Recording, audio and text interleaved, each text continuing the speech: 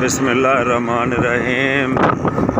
अस्सलाम वालेकुम नाज़रीन, तुसीं वेख रहे जे रोशन पॉइंट ते मैं तुहाडा मेज़बान ज़फ़र नदीम। अज तुहानू बड़ी दिलचस्प वीडियो दिखाई जा रही है। अज का सफ़र है साडा मोटरसाइकिल ते जा असी रहे हैं कोट शौको सुल्तान तो दीपालपुर। इस वेले असी पहुँच गए हंसा वाले मोड़ ते।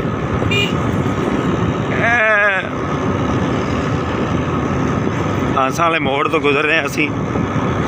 फसलां तुसीं देख रहे जे, चावल की फसल तैयार है ते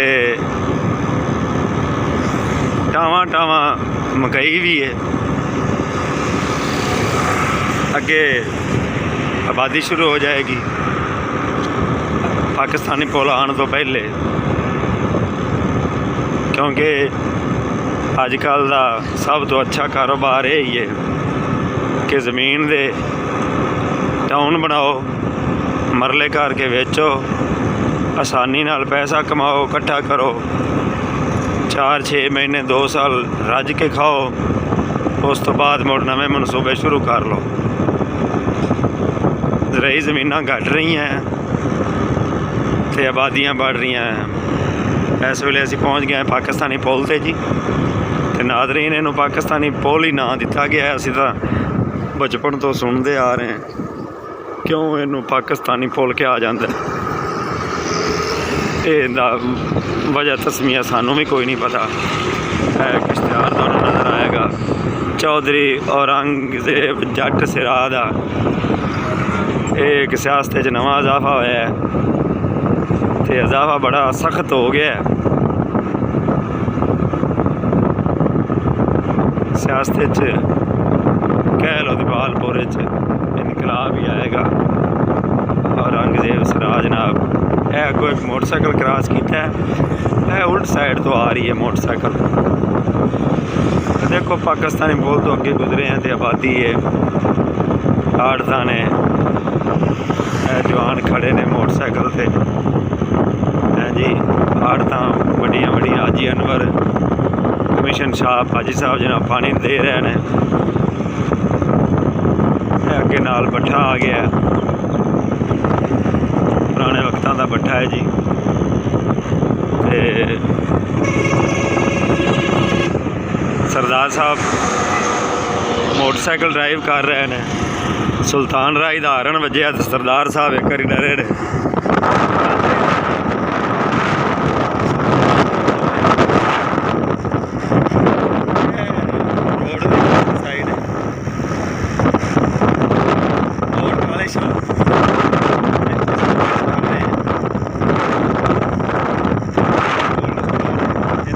पंप नवा बन गया, सेल शुरू है जनाब। असीं हुण मोटरसाइकिल नूं क्रॉस करन लगे हैं, कर लिया।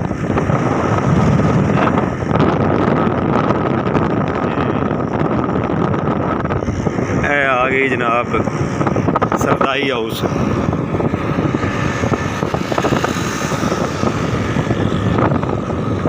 हुण असीं दाखल हो जाना है शरीम उतरने। शरीम उतरना भी एक छोटा जिहा कस्बा है, इहदे नाल अगे शरीम माफी है ते शरीम उतरना नवा आबाद होया। दीपालपुर पहुँचदियां तक असीं वेखीए ते आबादी है मुकम्मल।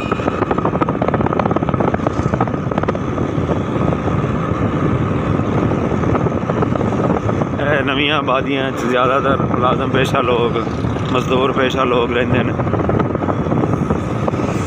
क्योंकि मुख्तलिफ पिंडों चो आके 2-2 4-4 मरले लैके आबाद करके अपने घर बना के बैठे ने, दुकानदारियां कर रहे हैं। बड़े जिम्मेदारे ख़त्म हो गए हैं। शरीम उतरने के विचों गुजर रही है जनाब सुजुकी 110 GS 15 मॉडल।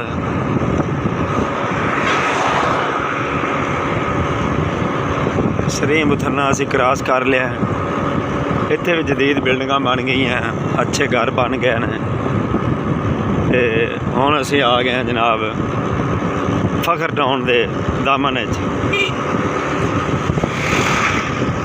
ਫਖਰ ਟਾਊਨ ਤੋਂ ਪਹੁੰਚਣ ਤੋਂ ਪਹਿਲੇ ਇਹ ਤੁਹਾਡੇ ਸਾਹਮਣੇ ਇੱਕ ਕਾਰਖਾਨੇ ਦੀ ਡਿੱਗੀ ਹੋਈ ਬਿਲਡਿੰਗ ਆਏਗੀ। ਇਹ ਵਾਲੀ ਇਹ ਉਹ ਕਾਰਖਾਨਾ, ਇੱਥੇ ਗਰਾਊਂਡ ਹੁੰਦੀ ਸੀ ਜਿੱਥੋਂ ਅਸੀਂ ਕ੍ਰਿਕਟ ਦਾ ਆਗਾਜ਼ ਕੀਤਾ। ਮੈਂ ਬਜ਼ਾਤੇ ਖੁਦ ਇੱਥੋਂ ਹੀ ਬੈਟਿੰਗ ਸ਼ੁਰੂ ਕੀਤੀ ਤੇ ਹਾਲੇ ਤੱਕ ਬੈਟਿੰਗ ਜਾਰੀ ਹੈ। ਲਓ ਜੀ, ਇਹ ਵੀ ਟਾਊਨ ਹੈ। ਇਹ ਅਸੀਂ ਹੁਣ ਇੱਥੋਂ ਅੱਗੇ ਨਿਕਲ ਗਏ। ਇਹ ਕੋਲਡ ਸਟੋਰ ਆ ਜਾਣਗੇ। ਪੋਟੈਟੋਸ ਪ੍ਰੋਸੈਸਿੰਗ ਪਲਾਂਟ ਨੇ, ਬਹੁਤ ਜ਼ਿਆਦਾ ਲੱਗ ਚੁੱਕੇ ਨੇ ਇੱਥੇ।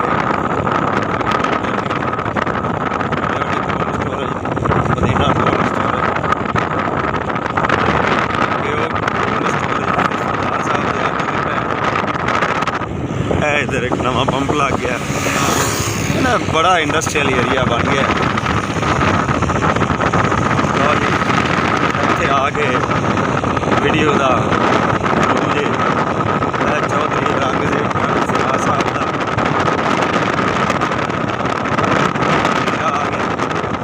इतने जनाब डेरा भी बन रहा जी, इतने घर भी बन रहा जी, जदीद तरस का माली बन रहा है। टाउन वाला दोनों साइडों से बागकारी शुरू है। इतने हम नवी सियासत बननी है, किसी बाहर पे जाना